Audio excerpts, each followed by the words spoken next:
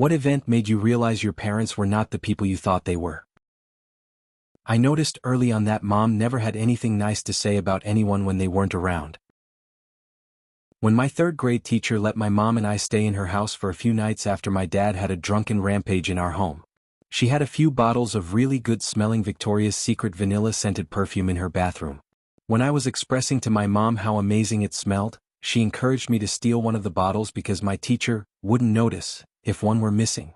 Even as a child, it really puzzled me that she told me it was okay to steal from the woman who was letting us stay in her home out of goodness of her heart. Since my mom died quite suddenly last year, I've noticed that my dad is actually just a man. Boy, really? He's in his 60s but has life no more figured out than I do at half his age. He's scared, confused, hurt, and has no idea what he's doing. He had a plan for retirement and old age, but he's just now realizing that he spent the best years of his life working and earning towards that comfortable retirement, and now he has nobody to spend it with, which is heartbreaking to see. I went to my mother to ask her to watch my then 2-year-old daughter so I could file a police report. My then husband had beaten me with a detachable shower head in front of our daughter the night before because I had asked him to give her a bath while I was cleaning the kitchen after dinner. I'll never forget what she said: "You can't do that. You'll embarrass the family." I got someone else to watch her while I filed the report. My mother had me removed from the will that week. She sided with my ex for custody and he got her. A few years later he was living with my parents because he had lost the house. He tried to kill my dad in front of my daughter. Took them 2 hours to clean up the blood. My father has apologized to me for believing what my mother told him.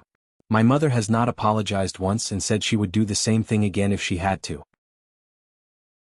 I vividly remember the exact moment I realized my mother was not a good person. I was watching a documentary on TLC about a man who had horrible tumors growing all over his face that had already destroyed his nose and at least one eye. He could barely see, talk, or breathe without lifting this huge cluster of masses on his face, and had been suffering for years and years. Obviously, the subject of the doc was him seeking surgery. This is relevant, I promise. Skip to the end, he gets the surgery and lives. At least at that time they weren't able to reconstruct his nose, but gosh darn, by every metric he looked amazing compared to before. After he was healed up enough, it showed this heartwarming scene where he grabs one hand each of 2 of his nurses, singing and dancing because he's so happy not to have those horrible things on his face anymore. I still remember the warm, fuzzy feeling I had in my chest watching that scene. How wonderful. Look how happy he is. This man just got his life back. My mother, who is in the living room behind me and has seen everything I've just seen, watching the same happy scene that I am, grins and says the following: "He's ugly. He should kill himself." Then laughed and walked away. Dated a girl in college who invited me over to spend Christmas Eve with her family. They were loving and supportive of each other and seemed happy to be around each other. Made me realize that my home life was really abnormal. I remember I even asked her if they were putting on a show for me. She seemed confused when I shared my typical Christmas growing up. I was grounded when my parents weren't at my school bus drop-off and I attempted to walk back into town to a friend's house. When I was 8, my parents bought a country house in a new school zone so I could attend while they renovated. The bus would drop off after school and one of them would be there to pick me up. One rainy day I ran off the bus, up the lane, and realized no one was there, but the bus had already left. I had nowhere to seek shelter and no houses around, so I just figured I'd walk 2 miles back to town since we had a family friend who lived on the edge of town. A quarter of a mile down the country road and I hit the County 2 lane where a car spotted me and pulled over. The driver was a person I knew, prior school friend's dad, and in the passenger seat was another man I didn't know who instantly gave me a bad vibe. I did not want to be in that car. The driver insisted I get into the car but I refused, ran into the bushes to hide, and they drove away. A few minutes later my parents pulled up and began berating me for not being at home, screaming that I had no business walking on the road. I can still hear them scream, "Get your butt in this car." They then grounded me for 3 months, no friends or TV, and never apologized for not being home. They claimed they were behind the bus and never saw me get off to pick me up. Liars. So they went to the school believing I'd missed the bus.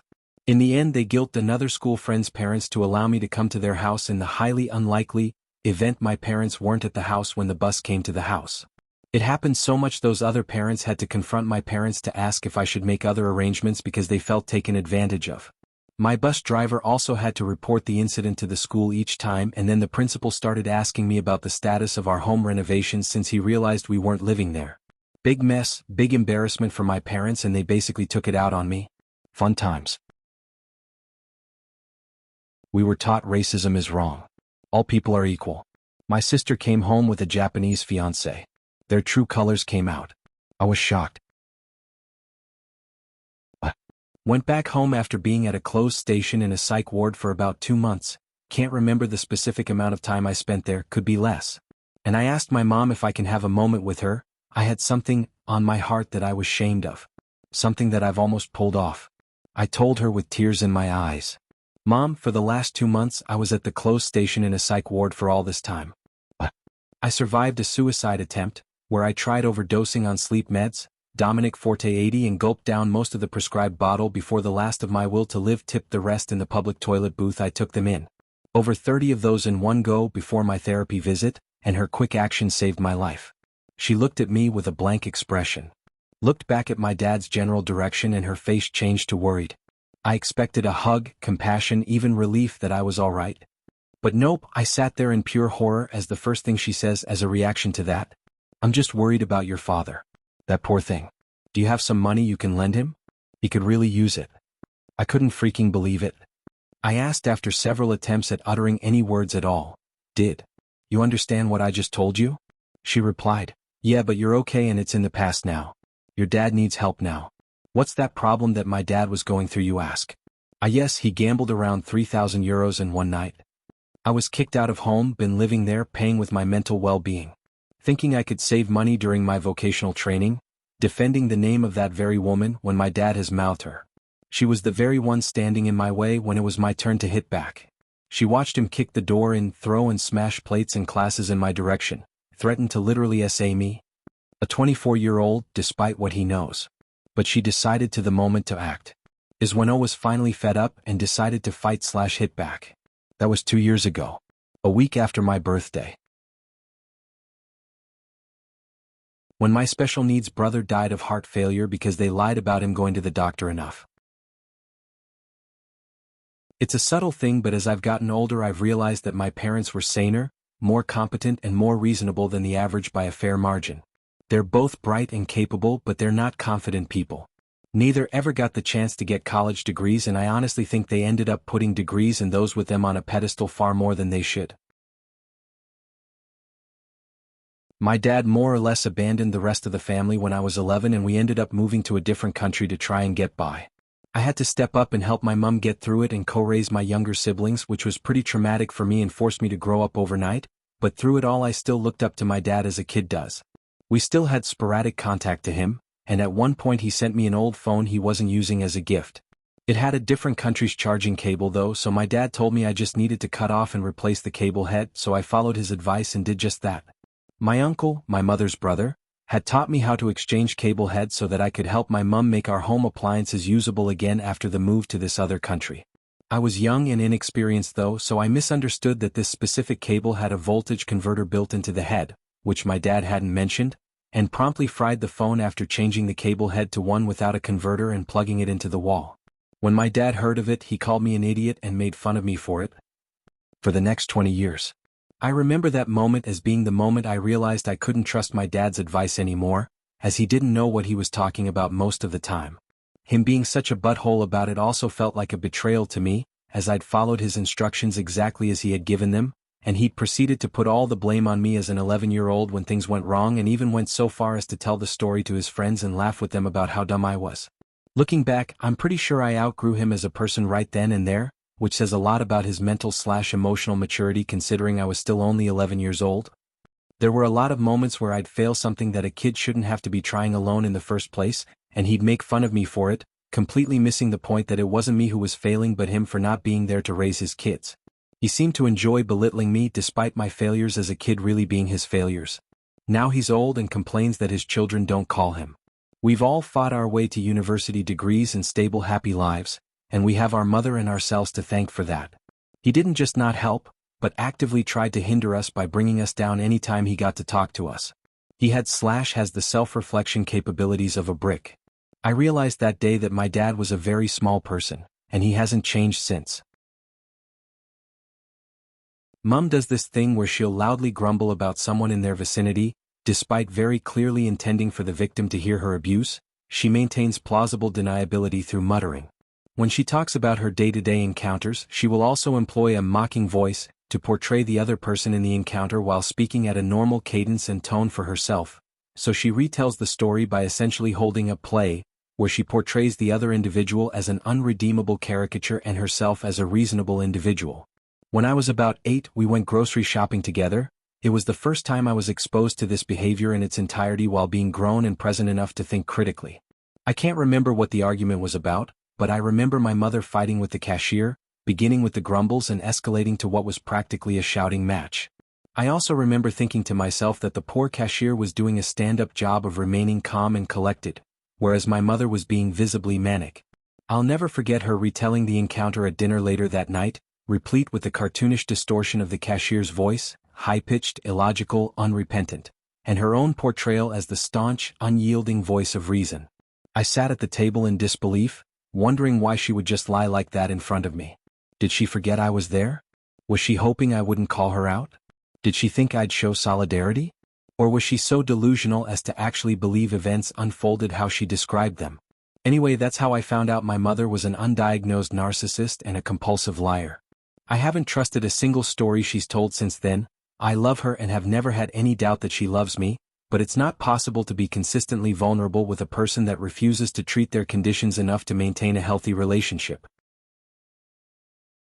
While studying university, I would come home to no dinner or anything in the fridge to make. I was told they didn't know if I'd be home. They stopped providing for me during my education because they didn't want me to become more successful than they were. They didn't attend my graduation either. My mother was a narcissist and made my life unbearable. My dad is a doormat, though well-liked and quiet. My mother needed a doormat because she had no friends or close relationships. My mom was a stay-at-home mom and by choice. She told me she had loved her career but her and dad agreed for her to give it up to adopt me.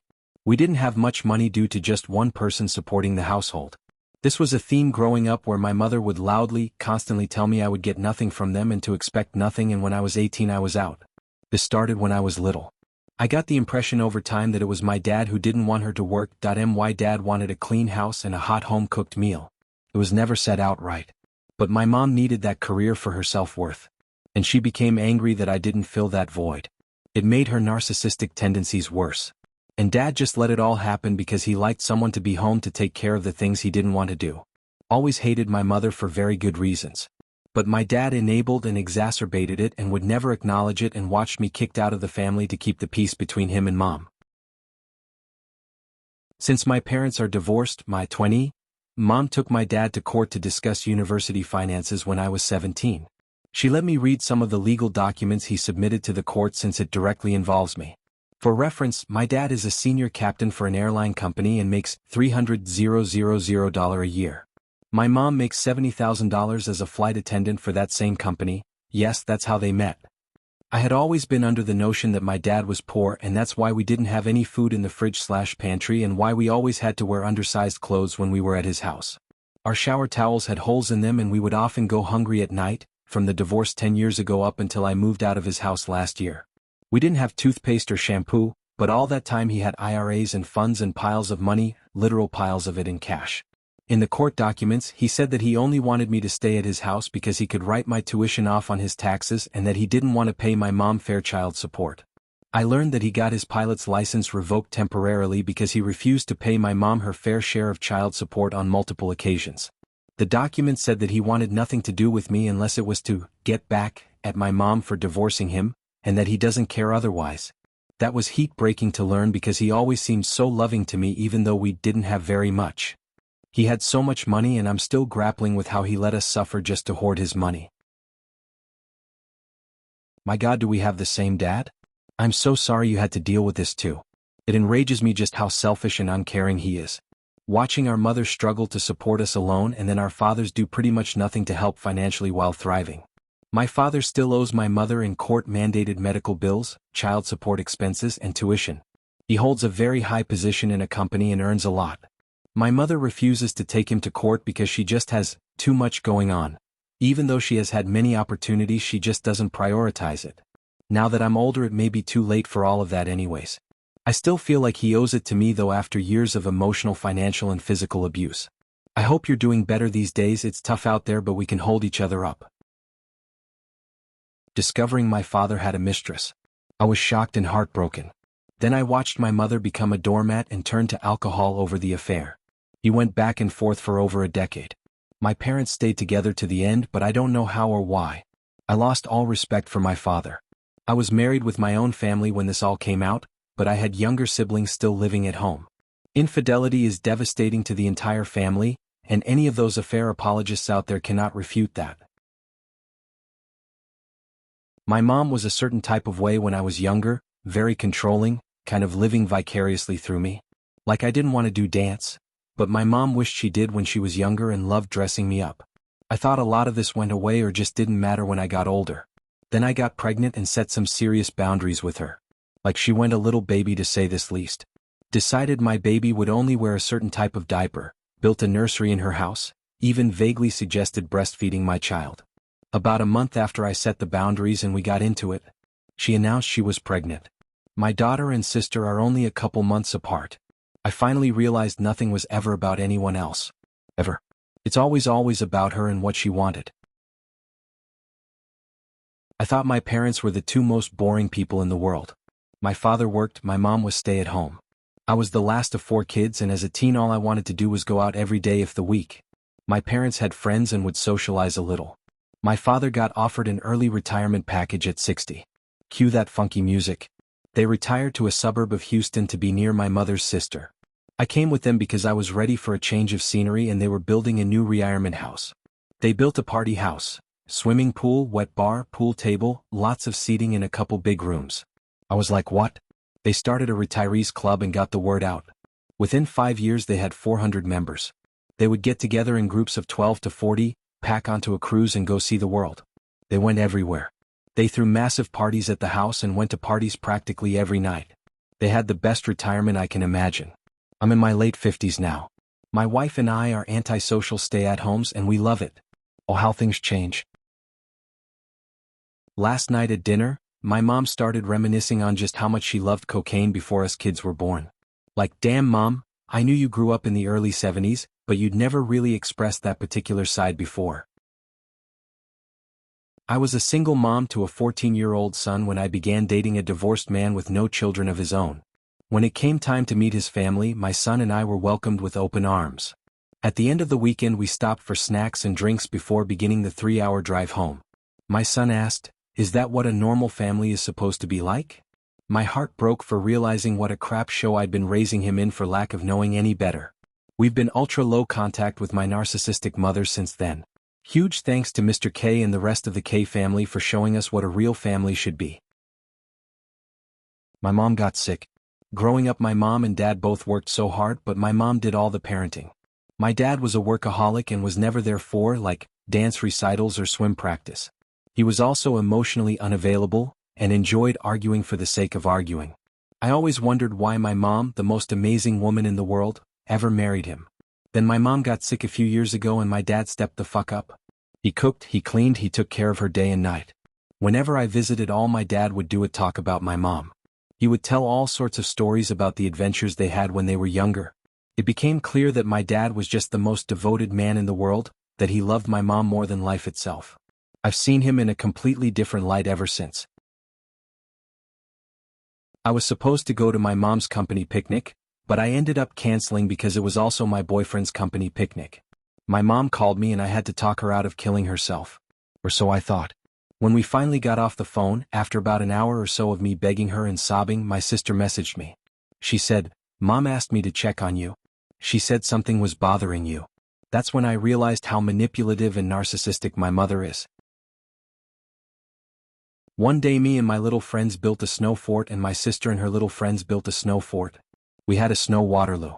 My dad was sitting off to the side smoking a pipe, just kind of laughing and observing, making sure it didn't get out of hand. Several tactical errors and a complete lack of respect for the chain of command led to the splintering of our forces, and my sister's well-organized cadre of pink puffy-jacketed commandos had surrounded and overwhelmed our position, raining snowy death on us from above as we cowered in the increasingly depleted remains of our once mighty citadel. Finally we yelled towards my father, "We surrender, and the bloodbath ceased for an instant. We lay there, destitute, surrounded by ruin, with my sister and her sparkly-eyed guerrilla fighters, hands cocked, snowballs in hand, looming over us like the very shadow of death itself, as we all looked to my dad for a final ruling on our fate. My father took a long puff from his pipe, exhaled and said, "We do not take prisoners in this house. Finish them." The final volley of ice and snow that followed saw our forces wiped from memory. The earth salted. Our frozen, poof-ball-hatted corpses a resounding monument to the folly of the arrogance of young men. I never saw my dad the same again.